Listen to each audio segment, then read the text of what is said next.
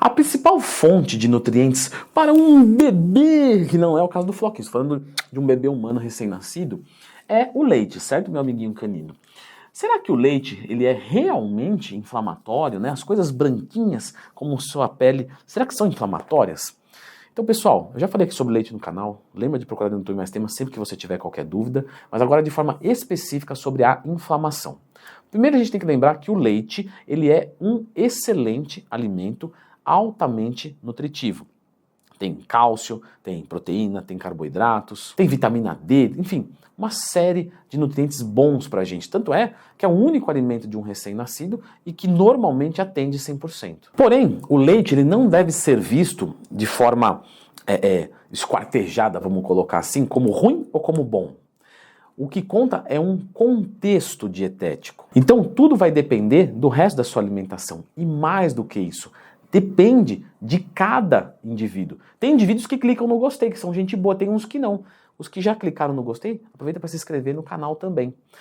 Porém, nós temos indivíduos que não se dão bem com leite. Então sim, para algumas pessoas, o leite pode ser inflamatório. Porém, essa inflamação costuma ser de um prazo maior. Então tem pessoas que vão consumir o leite hoje e vão sentir algum tipo de problema. Por exemplo, os que são intolerantes à lactose. Então não é exatamente uma alergia, mas ele já sente um desconforto na hora, ele não consome. Beleza. Leandro, eu não sou intolerante à lactose. Ou então, eu comprei uma lactase na Growth Suplementos e consumo junto com a lactose, né, com o leite em si, e eu consigo, né, usar o leite na minha alimentação. Só que, quando você começa a usar todos os dias, você pode desencadear, às vezes, alguma alergia. Quem tem uma intolerância à lactose tem maior probabilidade, estatisticamente falando, do leite ser um alimento ruim para aquela pessoa. Não necessariamente, mas estatisticamente maior. Então, se você consome leite e fica desconfortável, dá inchaço, dá diarreia, você provavelmente tem uma intolerância à lactose e deve evitar o consumo.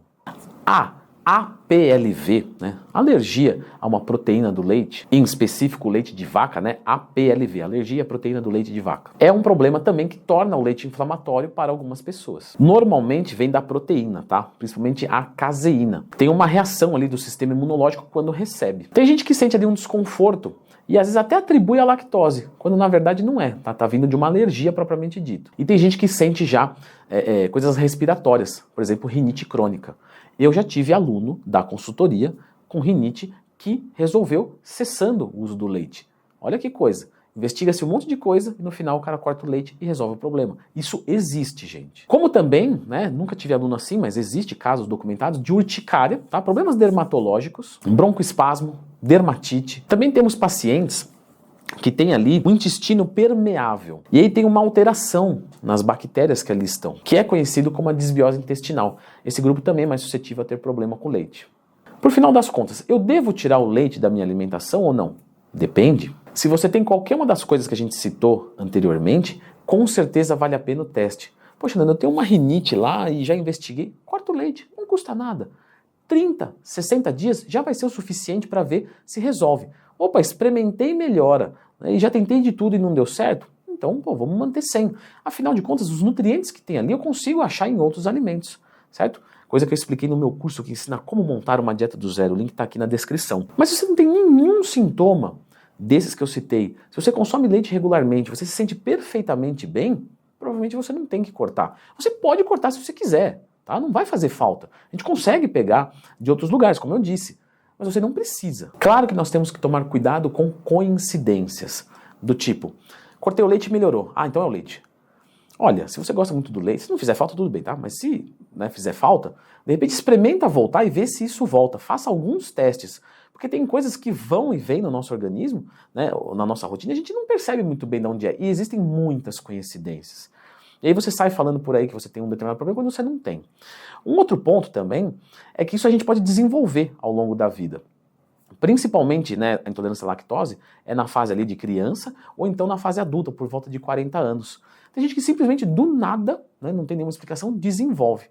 E, né, quem já desenvolveu intolerância à lactose pode desenvolver ao glúten também. Existe uma grande chance. Então, se você desenvolveu uma intolerância à lactose depois da vida adulta, experimenta cortar o glúten para também ter, né, essa certeza para ver se ele não está te atrapalhando. Então, às vezes você está consumindo leite, você sempre se deu bem, e aí você começou a ter alguns desses sintomas, você meio que não consegue explicar, com certeza vale o teste de cortar esse alimento para ver se vai dar certo ou não. Lembrando que não adianta nada, quer dizer, adianta, mas enfim, não é suficiente você cortar o leite e continuar sendo obeso, consumindo bebida alcoólica, fumando, você vai continuar sendo muito inflamado, vai ter uma saúde ruim.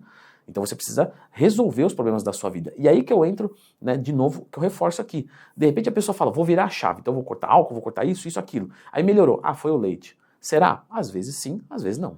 E já que a gente falou aqui do glúten, eu vou deixar então aqui a indicação do vídeo falando especificamente sobre o glúten. Dá uma olhadinha aqui para ver se ele é um vilão ou ele é um aliado, afinal ele é uma proteína.